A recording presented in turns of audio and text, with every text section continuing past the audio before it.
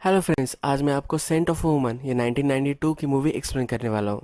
इसकी IMDb rating 8 out of 10 है, यानी कि बहुत ही सही मूवी है। इस मूवी में एक ओल्ड करना मरना चाहता है, पर इसके मरने से पहले बहुत सारी विशेष होती है। ये विश कंप्लीट करने में एक स्टूडेंट उससे हेल्प करता है। यही इस मूवी की स्टोरी लाइन है, तो डायरेक्टली शुरू करते हैं। मूवी स्टार्ट होती है और हमें बड़ी सी एक स्कूल दिखाई गई है। ये पियर नाम की स्कूल है और ये बहुत ही फेमस है। यहाँ बहुत स्कॉलर लड़के पढ़ते हैं। यहाँ हमें हमारा मेन कैरेक्टर दिखता है, इसका नाम चार्ली होता है। ये जो वीक होता है थैंक्स गिविंग का वीक होता है और सब स्टूडेंट्स अपने घर जाने वाले होते हैं। इसके बाद कुछ बिगड़े हुए बच्चे स्कूल के बाहर हमें दिखते हैं। उनका जो प्रिंसिपल होता है ये एक नई कार में आता है। इससे वो जलने लग जाते हैं क्योंकि मैनेजमेंट ने इसने अपना जॉब अच्छे से किया है, इसी वजह से उसे एक कार दी है। ये सब लड़के अपने प्रिंसिपल को हेट करते हैं। ये सब अब प्लान बना रहे होते हैं। इन्हें स्कीइंग के लिए इस थैंक्स गिविंग पर जाना होता है। जब चार्ली स्कूल से बाहर आता है तो इससे भी ये बात करने लग जाते हैं। इन लड़कों में से सबसे बिगड़ा हुआ हैरी जो होता है ये इससे कहता है कि तुम्हें हमारे साथ स्कीइंग आ सकते हो। चार्ली को जब वो वहाँ जाने का रेट बताता है तो चार्ली इसलिए मना कर देता है। चार्ली एक पुअर बैकग्राउंड से आता है, उसके पास इतने पैसे नहीं होते। थैंक्स गिविंग आने से पहले जो छुट्टियाँ होती है इसमें वो जॉब करने वाला है। उससे जो पैसे आएंगे इससे वो अपने घर जा सकता है। चार्ली इन सबको मना कर कर आगे चला जाता है। चार्ली फिर अपनी जॉब इंटरव्यू के लिए एक घर में आ जाता है। यहाँ जो लेडी रहती है उसके ओल्ड फादर होते हैं। यही हमारे कर्नल है। ये जो लेडी है ये अपने हस्बैंड के साथ जरा थैंक्सगिविंग पर बाहर जाने वाली है, पर इसके जो फादर है ये आ नहीं रहे। तो इसके फादर का ख्याल रखने के लिए चार्ली को ये जॉब दिया जा रहा होता है। वो अंदर जाने से पहले ही उसे कह देती है कि वो ज़्यादा कुछ क्वेश्चन पूछे तो इग्नोर कर देना। अब हमें कर्नल के पास चार्ली दिखता है।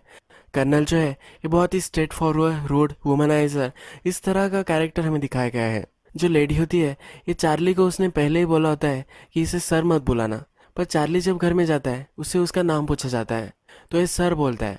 तो फिर कर्नल उस पर चिढ़ जाता है और कहता है कि मुझे कभी भी सर मत बुलाना। उसे कर्नल या फ्रैंक इसमें से कोई भी बुला सकता है, ये कहता है। कर्नल फ्रैंक जब चार्ली को देखता है तब उसे गेस करने लग जाता है। उसे पता चल जाता है कि पुअर फैमिली से आता है। यह अजम्पशन करता है और उसकी इंसल्ट करता है। चार्ली बताता है कि मेरी मदर कन्वीनियंस स्टोर चलाती है। वो फिर उससे पूछता है कि तुम इस गांव में क्या कर रहे हो। उसे बताता है कि वो बेड़ में जाता है। फ्रैंक उसे बोलता है कि तुम ऐसे अफोर्ड कैसे कर सकते हो, तुम्हारे मदर और फादर तो एफर्ट्स लेते ही है, फिर भी तुम कैसे इसे अफोर्ड कर पाते हो। चार्ली एक स्पेशल स्कॉलरशिप जीता हुआ होता है। फ्रैंक की ग्रैंड डॉटर खेलते खेलते वहाँ आती है। फ्रैंक उसे भी चिल्लाकर कहीं दूर खेलने के लिए कहता है। उसके ग्रैंड सन ग्रैंड डॉटर होते हैं, पर फिर भी उनसे वो प्यार नहीं करता। चार्ली जब बोल रहा होता है कि कैसे वो यहाँ रहना अफोर्ड कर सकता है, तो फ्रैंक बोर हो जाता है। फ्रैंक कहता है कि क्या तुम मुझे पेट्रोनाइज करते हो, यानी कि कितना स्ट्रगल तुम कर रहे हो ये मुझे बता रहे हो। ये आर्मी में कर्नल ही था, तो कहता है कि तुम्हारे जैसे मैंने बहुत देखे हैं, इन्हें मैं कड़ी पनिशमेंट देता था। ये कहकर उसे वो डिसमिस कर देता है। चार्ली फिर घर में जाता है। फ्रैंक की जो बेटी होती है उससे मिलता है। उसे कहता है कि मेरा इंटरव्यू अच्छा नहीं गया, मुझे नहीं लगता मुझे जॉब मिल सकता है। फ्रैंक की बेटी कहती है कि तुम ही तो इस इंटरव्यू के लिए आए हो, तुम्हें ये जॉब लेना पड़ेगा। $300 हम तुम्हें देंगे, ये बहुत ही ईजी जॉब होगा। वो कहता है कि ईजी जॉब है ऐसा मुझे नहीं लग रहा। फिर फ्रैंक की बेटी कहती है मुझे इस हॉलीडे की बहुत ही ज़रूरत है, अगर तुम्हें जॉब नहीं लोगे तो बहुत ही प्रॉब्लम हो जाएगा। वो फिर उससे कॉन्फिडेंस देती है। वो कहती है फ्रैंक ज़रा टफ लगता है, पर जब वे वीकेंड ख़त्म हो जाएगा तब तक तुम अच्छे बेस्ट फ्रेंड बन जाओगे। चार्ली को भी पैसों की ज़रूरत होती है, फिर ये जॉब लेने के लिए वो रेडी हो जाता है। चार्ली रात में लाइब्रेरी में काम करता है। लाइब्रेरी में जो बिगड़े हुए बच्चे थे उसमें से एक विली भी होता है। विली रात तक इस लाइब्रेरी में रुकता है और ये दोनों फिर बाहर आते हैं। जब वे अपने रूम तक जा रहे होते हैं तब जो बिगड़े हुए दूसरे बच्चे थे इनको देखते हैं। जो लैम्प पोस्ट होता है इस पर बड़ा सा बलून वो लगा रहे होते हैं। ये देखकर विली हंसने लग जाता है। ये कुछ ना कुछ तो शरारत करेंगे, ये देखकर उसे बहुत ही हंसी आती है। तभी उनकी एक प्रोफेसर वहाँ आती है। ये इन सबको देख लेती है। विली इसको कवर करने की कोशिश करता है, पर ये कर नहीं पाता। नेक्स्ट दिन स्कूल में जब प्रिंसिपल आता है तो लैम्प पोस्ट के नीचे ही वो गाड़ी लगाता है। ये जब गाड़ी लगाता है स्कूल का जो स्पीकर होता है वो बजने लग जाता है। जो शरारती लड़के थे ये कमेंट्री करने लग जाते हैं। वो कहते हैं कि प्रिंसिपल ने मैनेजमेंट की चाटी है, इसी वजह से इसको एक कार मिली है। ये जब वो कह रहे होते हैं तो बलून फुला लेते हैं। इस बलून पर प्रिंसिपल का गंदा कार्टून भी होता है। ये देखकर प्रिंसिपल चिढ़ जाता है और इस बलून को फोड़ने की कोशिश करता है। जब ये फोड़ता है तो इसमें बहुत ज़्यादा पेंट होता है। इस पेंट से ये कार पूरी खराब हो जाती है। इसके बाद हमें डायरेक्टली प्रिंसिपल के ऑफिस में विली और चार्ली ये दोनों दिखाए गए हैं। टीचर ने इन दोनों को देख लिया था, पर जो लड़के थे इन्हें वो देख नहीं पाई थी। अब प्रिंसिपल इन दोनों से पूछता है कि कल रात क्या हुआ था, मुझे सब कुछ बताओ। ये दोनों कहते हैं कि हम सही से देख नहीं पाए। फिर विली को प्रिंसिपल अपने ऑफिस से निकाल देता है। इसके बाद वो चार्ली से बात करने लग जाता है। वो कहता है कि मुझे पता है कि तुम बहुत ही अच्छे लड़के हो। प्रिंसिपल फिर चार्ली को एक ऑफर देता है। वो कहता है हार्वर्ड में मैं एक लड़के को एडमिशन दिला सकता हूँ। मैं हर साल एक लड़के को रिकमेंड करता हूँ और जिसकी फाइनेंशियल सिचुएशन बहुत ही ख़राब होती है इसी को मैं रिकमेंड करता हूँ। इस साल वो चार्ली को रिकमेंड कर सकता है, पर इसके पहले जिस लड़कों ने ये सब किया है इनके नाम उसे देने पड़ेंगे। चार्ली अपने फ्रेंड्स का नाम नहीं बता सकता क्योंकि उसे ये गलत लगता है, इसलिए वो मना कर देता है। प्रिंसिपल के लिए बहुत ही पसंद होता है। अपनी जो इंस्टीट्यूट है इसकी रिस्पेक्ट इंटीग्रिटी ये खराब नहीं होने चाहिए, इसलिए जो कल्प्रिट्स है इन्हें इसे ढूंढना ही है। ये चार्ली को बोलता है कि मैं तुम्हें ज़रा टाइम देता हूँ, वीकेंड पर सोचो और इसके बाद मुझे फिर से कहो। चार्ली जब ऑफिस से बाहर आता है वहाँ विली भी होता है। विली उससे कहता है कि ज़्यादा तुम टेंशन मत लो, हमें ज़्यादा वर्री करने की कोई भी ज़रूरत नहीं है। वो उससे कहता है कि प्रिंसिपल जो है ये हमें तोड़ने की कोशिश कर रहा है, पर हम टूटेंगे नहीं। हम हमारे फ्रेंड्स ने जो किया है ये किसी को भी नहीं बताते। नेक्स्ट दिन चार्ली फ्रैंक के पास आता है। फ्रैंक की जो डॉटर है अब वो यहाँ से जा रही है। फ्रैंक चार्ली को उसके कपड़े फोल्ड करने के लिए कहता है। चार्ली उससे पूछता है क्या हम कहाँ जा रहे हैं। वो कहता है कि तुम तुम्हारा काम करो, ज़्यादा कुछ सवाल मत पूछो। फ्रैंक की बेटी फिर से उसे मिलने आती है। फ्रैंक चार्ली से कहता है कि 3 बार मुझे मिल चुके हैं, इसे मुझे छोड़कर जाने का इतना क्यों डर लग रहा है। फ्रैंक की बेटी उससे मिलती है और फिर चली जाती है। जैसे फ्रैंक की बेटी वहाँ से चली जाती है तो फ्रैंक रेडी हो जाता है। फ्रैंक घर में टकरा जाता है तो चार्ली उसका हाथ पकड़ लेता है। फ्रैंक उस पर चिढ़ जाता है। वो कहता है कभी भी तुम मेरा हाथ नहीं पकड़ोगे, मैं तुम्हारा हाथ पकड़ूंगा जब मुझे सहारे की ज़रूरत पड़ेगी। ये बहुत ही ज़्यादा स्ट्रिक्ट होता है। बाहर फिर एक टैक्सी आती है। वो कहता है कि चलो अब हमें चलना है। चार्ली कहता है कि मुझे पता नहीं था कि हमें कहाँ जाना है। फ्रैंक कहता है कि मेरी डॉटर तुम्हें कहना भूल गई है। चार्ली जब उसे पूछता है कि कहाँ जाना है तो वो कहता है कि हमें न्यूयॉर्क जाना है। चार्ली उसे कहता है कि मैं न्यूयॉर्क नहीं जा सकता, ये इसके लिए ज़रा ज़्यादा रिस्पॉन्सिबिलिटी हो जाएगी। इसके पीछे एक रीज़न है। फ्रैंक को ज़्यादा दिख नहीं पाता, ये प्रैक्टिकली अंधा ही होता है। एक अंधे आदमी को न्यूयॉर्क ले जाना ये बहुत ही गलत हो जाता है, इसलिए ये मना कर रहा होता है। फ्रैंक कहता है कि क्या तुम रिस्पॉन्सिबिलिटी से डर रहे हो। वो फिर उसे फोर्स करता है और लेकर ही जाता है। फ्रैंक ने फर्स्ट क्लास टिकट बुक की होती है। वो फिर प्लेन में अल्कोहल मंगवाता है। जब उसे सर्व करने के लिए एयर होस्टेस आती है तो उस खुशबू से उसने जो सेंट पहना है ये वो जान लेता है। इसका नाम क्या होगा ये भी वो गेस करता है और उसे नाम से पुकारता है। चार्ली सरप्राइज हो जाता है। वो पूछता है कि तुमने कैसे ये गेस कर लिया। फ्रैंक को लोगों के नाम या लोग कैसे हैं इसकी बहुत ज़्यादा जानकारी होती है। एक्सेंट ये ओएसएस बनी है, ये जहाँ रहती थी, इससे मुझे पता चल गया कि इसका जनरल नेम यही हो सकता है। चार्ली सरप्राइज होता है कि फ्रैंक इतना इंटेलिजेंट है। चार्ली उससे पूछता है कि हम न्यूयॉर्क क्यों जा रहे हैं। फ्रैंक कहता है कि जब मुझे बताना होगा तब मैं तुम्हें बता दूंगा। फ्रैंक अब एयर होस्टेस को फिर से बुलाना चाहता है। वो कहता है कि वुमन, गॉड ने सबसे अच्छी बनाई हुई चीज़ जो होगी वो वुमन ही होगी। वो कहता है कि वुमन के जो हेयर होते हैं यही सबसे बढ़िया होते हैं। उनके लिप्स, जब हम इनसे किस करते हैं तब डेजर्ट के बाहर हमें वाइन मिली है ऐसा लगता है। वो बहुत ही औरतों की तारीफ करता है। चार्ली कहता है कि तुम्हें तो बहुत ही ज़्यादा औरतें पसंद है। न्यूयॉर्क में आने के बाद एक 5 स्टार होटल में आते हैं। यहाँ बहुत सारी अल्कोहल होती है। फ्रैंक को ये सुनकर अच्छा लगता है और कौन कौन से ब्रांड है ये वो चार्ली से पूछता है। चार्ली फिर एक कॉल लगाता है। वो अपने लिए एक लिमो बुक करता है। एक बड़े से होटल में जाकर वो डिनर करने वाले होते हैं। चार्ली फ्रैंक से कहता है कि ये सब तुम क्या कर रहे हो, मैं तुम्हारे साथ डिनर नहीं कर सकता, मुझे फिर से घर जाना पड़ेगा। फ्रैंक कहता है कि तुम मेरे साथ आए हो, मैं तुम्हें बिना खाए पिए नहीं छोड़ सकता। तुम्हारी जो फ्लाइट है ये 10 बजे है, तब तक तुम क्या करोगे, हम जाकर खाना खाकर आ सकते हैं। चार्ली भी अब इसके लिए मान जाता है। जब वे लिमो में होते हैं तो लिमो का जो ड्राइवर होता है उसे फ्रैंक सवाल करने लग जाता है।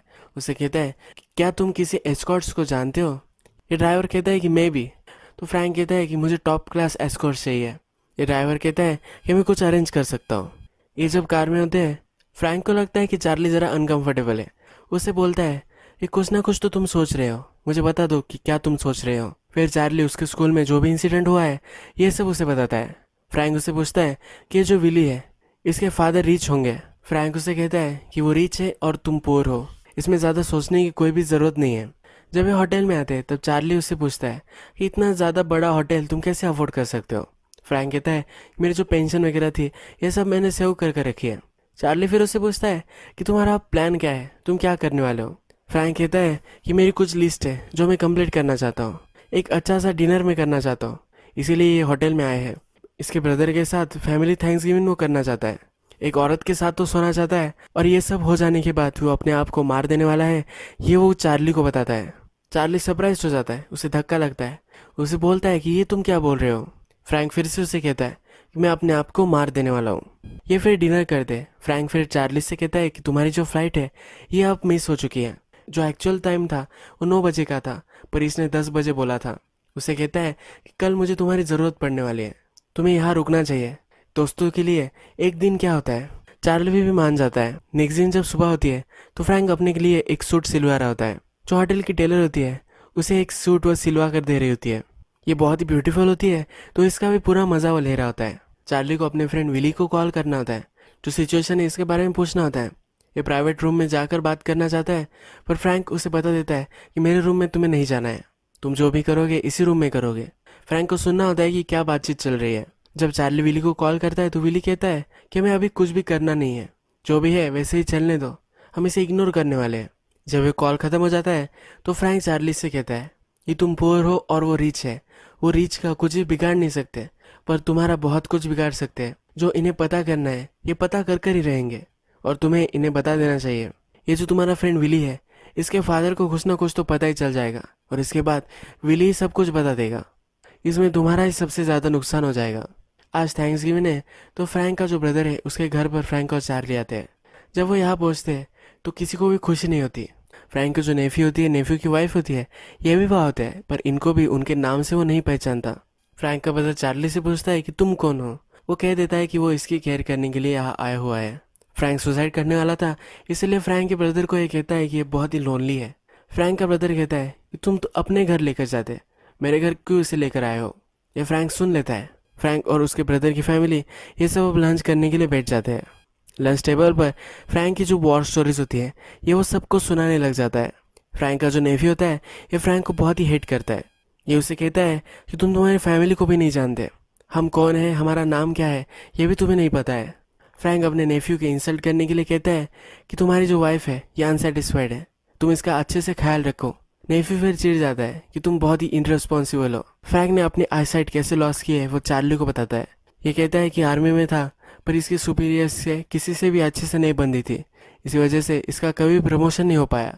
एक दिन ये ग्रेनेड से खेल रहा था, इसकी जो पेन थी ये निकल गई थी और इससे इसका एक्सीडेंट हो गया, इसकी आईसाइट चली गई। इसने सबको बताया कि इसने जो पेन है वो अंदर ही डाल कर रखी थी, पर इससे कुछ फ़र्क नहीं पड़ा। फ्रैंक उस पर बहुत ही चिढ़ जाता है, उसका गला पकड़ लेता है। अपने ब्रदर से बात कर कर वहाँ से फ्रैंक चला जाता है। नेक्स्ट दिन हमें दिखता है कि फ्रैंक के पास एक गन होती है। इस गन को तोड़कर वो फिर से जोड़ रहा होता है। वो चार्ली को बताता है कि मेरा टाइम काउंट करो। उसे 30 सेकंड ही लगते हैं, उसे 25 सेकंड चाहिए होते हैं। चार्ली ये गन देखकर डर गया होता है। फ्रैंक अपने आप को मार सकता है ऐसा उसे लगता है। फ्रैंक को अभी भी कुछ चीज़ें करनी होती है, तो फ्रैंक चार्ली को कहता है कि और एक दिन तुम रुक जाओ। चार्ली कहता है कि मैं यहाँ रुक सकता हूँ, पर तुम्हारी जो गन है ये तुम्हें मुझे देनी पड़ेगी। फ्रैंक कहता है कि मैं कर्नल था, मैं कभी भी अपने आर्म किसी को भी नहीं देता। चार्ली मार नहीं रहा था तो उसे सिर्फ गोलियां दे देता है। चार्ली जब वहाँ से जाने लग जाता है तो उससे पूछता है कि तुम ऐसा क्यों कर रहे हो।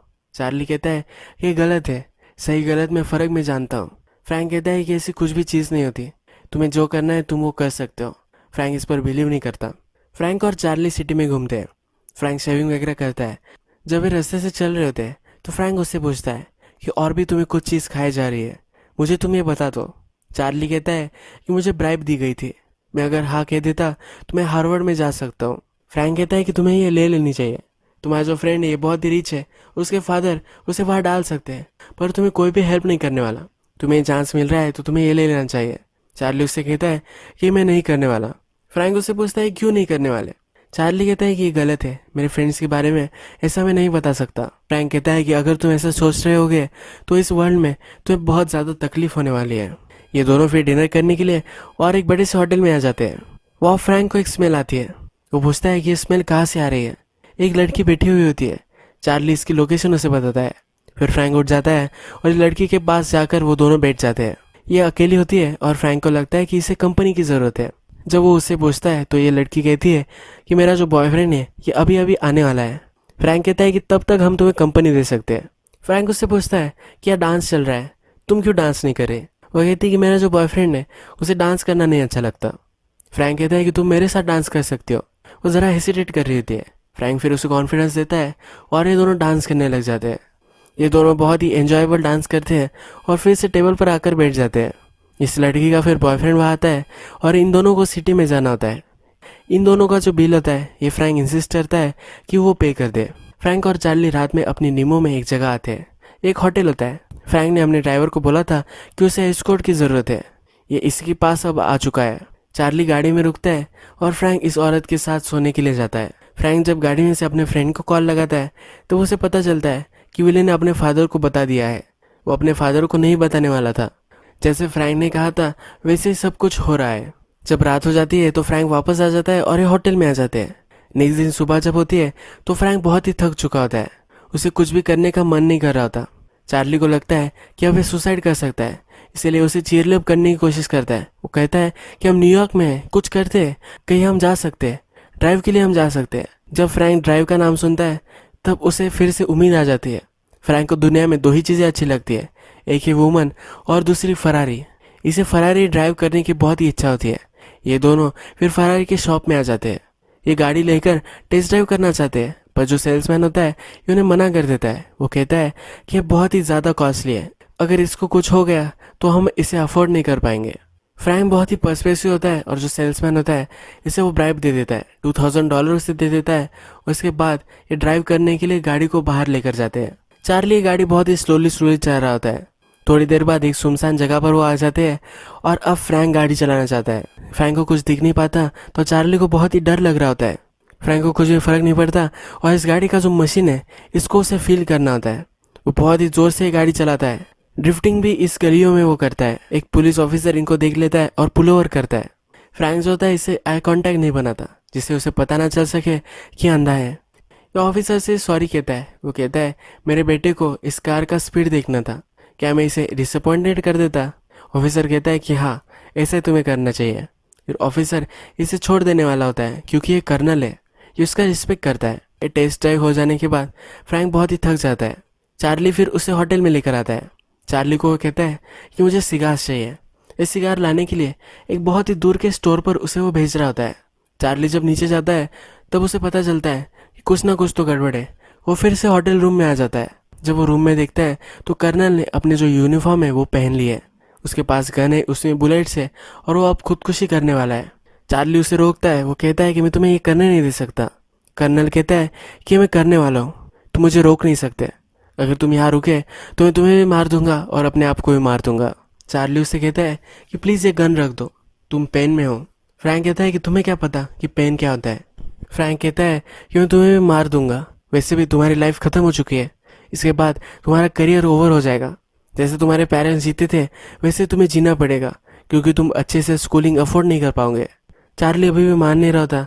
कर्नल से वो गन छीन लेता है। ये दोनों झगड़ने लग जाते हैं। कर्नल फिर से अपनी गन ले लेता है। कर्नल उससे कहता है कि अब मैं तुम्हें मार देने वाला हूँ। वो काउंट करने लग जाता है।